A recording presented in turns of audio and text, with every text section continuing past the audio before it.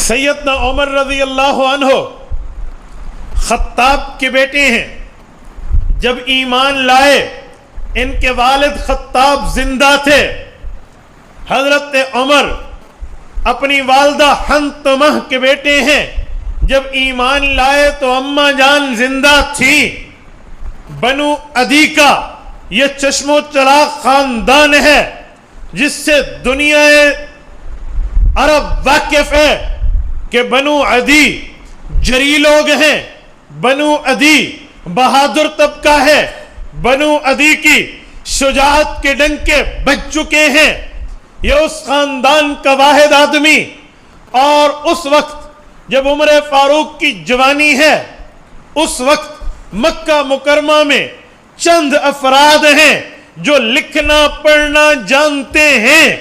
ان میں احسن الخط اجمل الخط جن کی رائٹنگ بھی اچھی, پڑھنا بھی اچھا, لکھنا بھی اچھا, وہ عمر فاروق ہے رضی اللہ عنہ. رسول اقدس صلی اللہ علیہ وآلہ وسلم اعلان نبوت فرماتے ہیں. رسول اقدس کا اعلان نبوت ہے. اللہ کے رسول صلی اللہ علیہ وسلم نے جب اعلان نبوت فرمایا ہے, پہلے دن ابو بکر ایمان لائے. ابو بکر کی دعوت پر عثمان غنی ایمان لائے ہیں. لیکن حیران آپ ہوں گے, عثمان غنی کا نمبر اسلام میں خلافت کے اعتبار سے تیسرا آتا ہے, جو عمر فاروق سے 5 سال پہلے ایمان لائے ہیں. آخر وجہ کیا ہے کہ عمر فاروق 5 سال بعد عثمان کے ایمان لاتے ہیں اور عمر فاروق کا نمبر عثمان غنی سے پہلے ہو جاتا ہے؟ ایک وجہ تو ہے نا. حضرت عمر نبوت کے 5ویں سال ایمان لائے اور حضرت عثمان پہلے دن کی ابو بکر صدیق کی وصولی ہیں. وجہ عمر فاروق میں تھا کیا؟ ایک جملہ تو وہ جو دنیا میں مشہور ہے, امیر شریعت رحمہ اللہ کا, سید عطا اللہ شاہ بخاری رحمہ اللہ کا. وہ فرماتے ہیں باقی مرید ہیں تو یہ رسول اللہ کی مراد ہے. اس سے سمجھنا مشکل نہیں رہتا. یہ بہت چیزوں کی پکچر کھول کے رکھ دیتا ہے کہ مطلب کیا ہے. اب ذرا میں آپ کی خدمت میں اسی جملے کی تھوڑی وضاحت پیش کروں گا. بنو عدی کی شجاعت مشہور ہے, دنیا جانتی ہے. یہ شجاع بھی ہیں, دلیر بھی, بہادر بھی ہیں. ان 5 سالوں میں رسول اقدس صلی اللہ علیہ وسلم کو ایمان سے ہٹانے, ایمان کی دعوت بند کرنے اور توحید کا اعلان کرنے سے روکنے پر بہت سی چالیں چلائی گئیں, ناکام ہوئے. جب کوئی بندہ کوئی کام کرے اور باز نہ آئے, لوگ اس کے گھر کے بڑوں کو کہتے ہیں. تو رسول اقدس صلی اللہ علیہ وسلم کے چچا عبد مناف, جنہیں ابو طالب کہتے ہیں, ان کے پاس مکہ کے لوگ آتے ہیں. آ کر رسول اللہ صلی اللہ علیہ وسلم کی شکایت لگاتے ہیں. رسول اقدس صلی اللہ علیہ وآلہ وسلم کے خلاف بات کر کے مختلف لالچیں پیش کرتے ہیں. میرے دوستو, حضرت رسول اللہ صلی اللہ علیہ وسلم کے خلاف وہ جو لوگ آئے تھے, انہوں نے آ کر رسول اقدس صلی اللہ علیہ وسلم کے بارے میں چند باتیں ابو طالب کے کان میں کی تھی. اس کو طبقات نے اپنے اندر نقل کیا ہے. وہ فرماتے ہیں اللہ کے رسول کو آفر ہوئی بہترین محجبین عورت دے دیں گے, آپ کو دولت دے دیں گے, اپنا بڑا مانیں گے, ان چیزوں کو چھوڑ دیں. رسول اقدس نے ابو طالب کو جواب دیا تھا, یا امی لو وضع الشمس علی یمینی والقمر علی یساری الا ان اترک ھذا الامر ما ترکتہ. یہ تو دنیا کی دولتوں کی لالچیں ہیں. آسمان کا چاند اور سورج لے کر آئیں, سورج میرے دائیں ہاتھ پہ, چاند میرے بائیں ہاتھ پہ رکھ کے کہہ دیں توحید کی دعوت چھوڑ دے، میں ان کو پھینک دوں گا، دعوت توحید نہیں چھوڑوں گا۔ جب دشمن نے دیکھا لالچ نے اثر نہیں کیا، پھر روڑے اٹکانے کے لیے مخالفت پہ آئے ہیں۔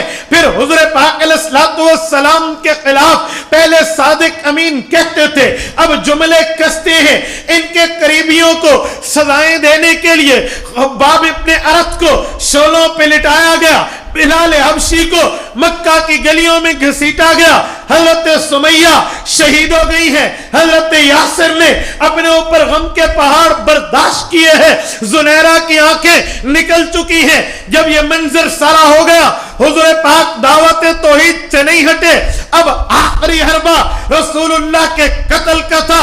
رسول اقدس صلی اللہ علیہ وسلم کے نعوذ باللہ قتل کرنے کے لیے دار الندوہ میں میٹنگ ہوتی ہے، بھئی انہیں مار دیا جائے، مارے کون، جائے گا کون؟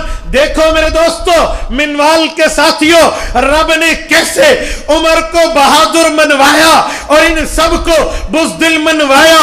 اب مشورہ ہوا ہے، سارے بیٹھے ہیں، آپ کو شہید کرنے کی ارادے سے سب کی نظریں جس بندے پر پڑی ہیں کہ 100 اونٹ دیں گے، وہ نظر جس پر پڑی وہ چہرہ عمر بن خطاب کا ہے۔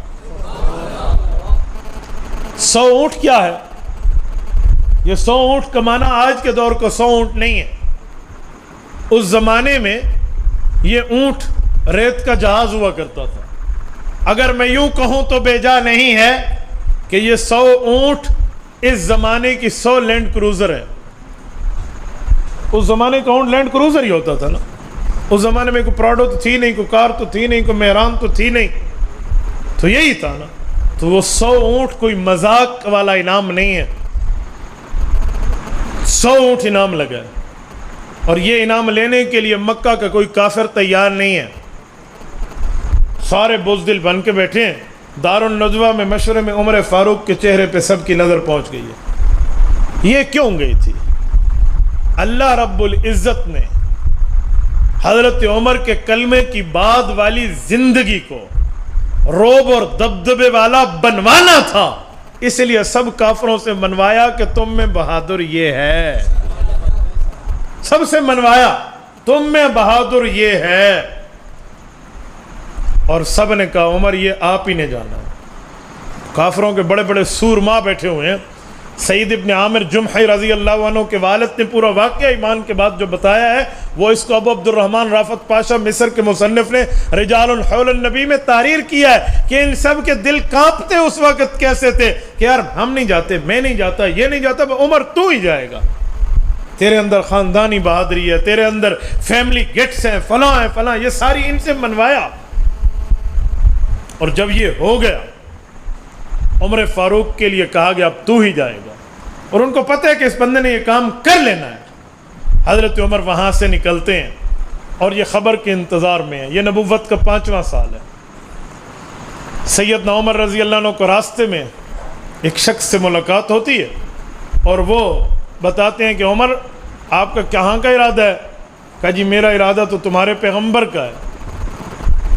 کہا پیغمبر کا ارادہ بعد میں کرنا، پہلے گھر کی تو خبر لے لے۔ حضرت عمر کی ایک بہن ہے اکلوتی، فاطمہ بنت خطاب۔ حضرت عمر لوگ 2 بھائی ہیں، ایک بہن ہے، فاطمہ، عمر اور زید۔ زید اور عمر بھائی ہیں، فاطمہ اکیلی بہن ہے، اور ان کی شادی کس سے؟ سعید بن زید رضی اللہ عنہ سے،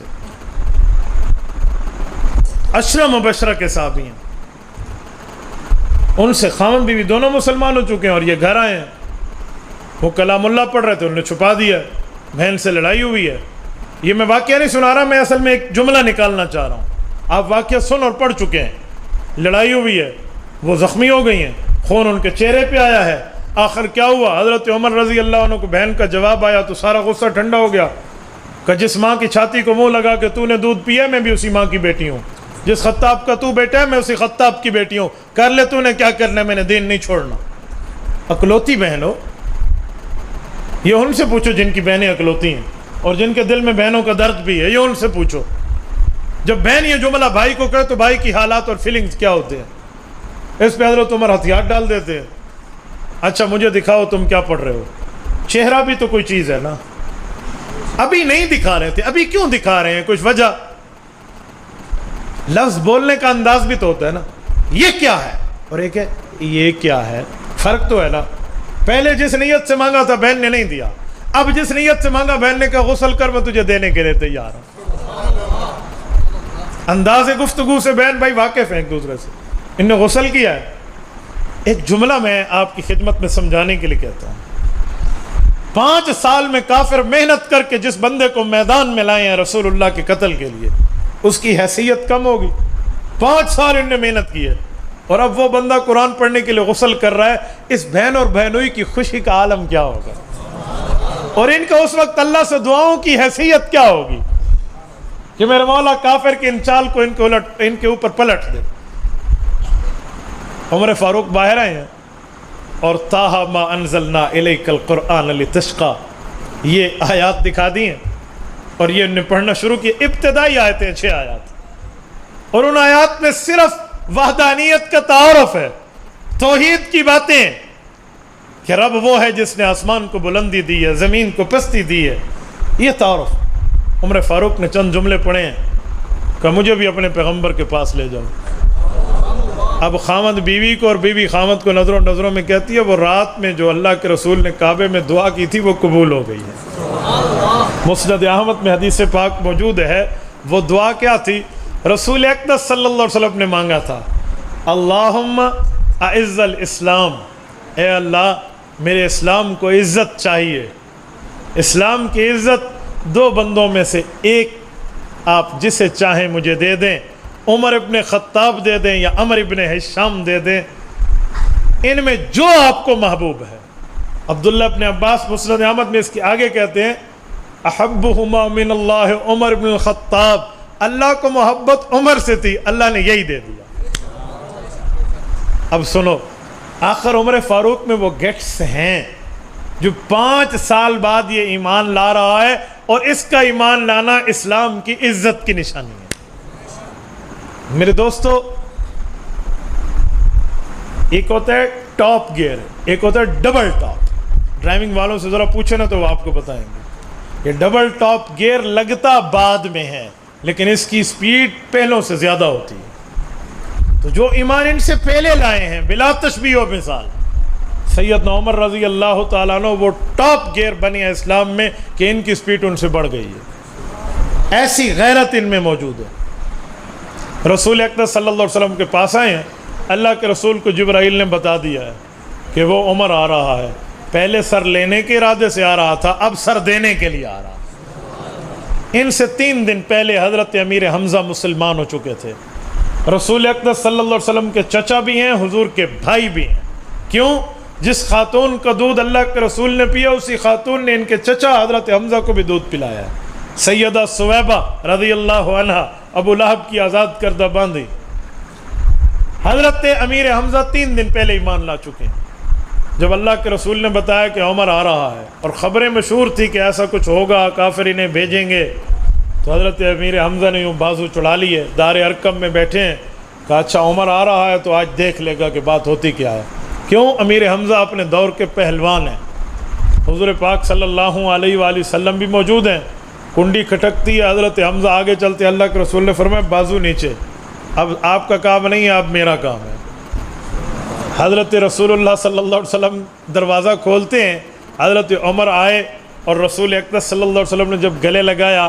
تاریخ مکہ میں دار ارقم کے واقعہ کے تحت یہ جملہ موجود ہے.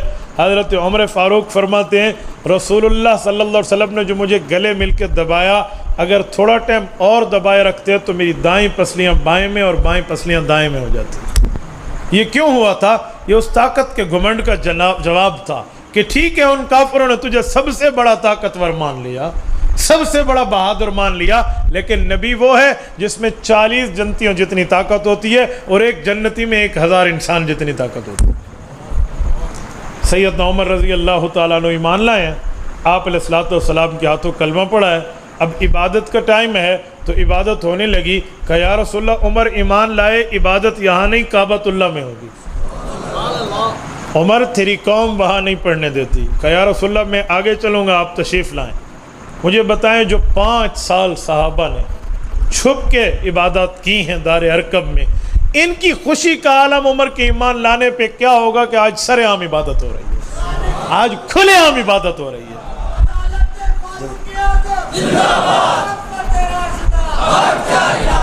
آج کھلے عام عبادت ہو رہی ہے، بیت اللہ میں عبادت ہو رہی ہے، اور یہ لوگ تو بیٹھے ایسے انتظار میں کہ ابھی کچھ خبر آئے گی۔ وہ خبر الٹی ہو گئی ہے۔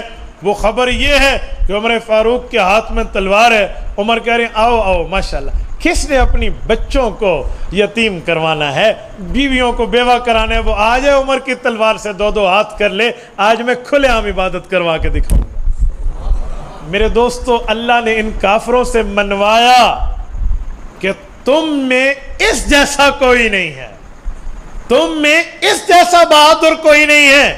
انہوں نے مانا، تسلیم کیا، اس کے بعد اللہ کے رسول صلی اللہ علیہ وسلم کی خدمت میں عمر کو بھیجا تاکہ یہ بات مانے کہ ہم میں اس جیسا کوئی نہیں۔ میں یہاں ایک جملہ کہتا ہوں، سنو۔ جب سے یہ کائنات بنی ہے، اہل اسلام نے اللہ کے حکم سے عبادات کے دو رخ اپنے لیے متعین رکھے ہیں، ایک شمال کی جانب جسے قبلۃ الاولی بیت المقدس کہتے ہیں، ایک مغرب کی جانب جسے کعبۃ اللہ بیت اللہ کہتے ہیں۔ یا ادھر منہ کر کے نمازیں ہوئی ہیں یا مغرب کی طرف منہ کر کے نمازیں پڑھی گئی ہیں، یہ دو جگہ قبلے ہیں ان جہات اربع میں۔ باقی دو جگہ کو قبلہ کبھی نہیں بنایا گیا، وہ دو ہی قبلے رکھے گئے ہیں، ایک بیت المقدس ہے، ایک بیت اللہ ہے۔ قربان جائیں عمر فاروق کی ذات پہ، سنو اب اس کی نیکیاں، سنو اس کا مقام کہ وہ اسلام میں نمبر کیسے لے گیا ہے۔ جب قبلہ اول کی باری آتی ہے فاتح عمر بن خطاب ہے، بیت اللہ کی باری آتی ہے فاتح عمر بن خطاب ہے۔ یہ قبلہ ہے تو بھی عمر فتح کر رہے ہیں، اور وہ قبلہ ہے تو بھی عمر فتح کر رہے ہیں۔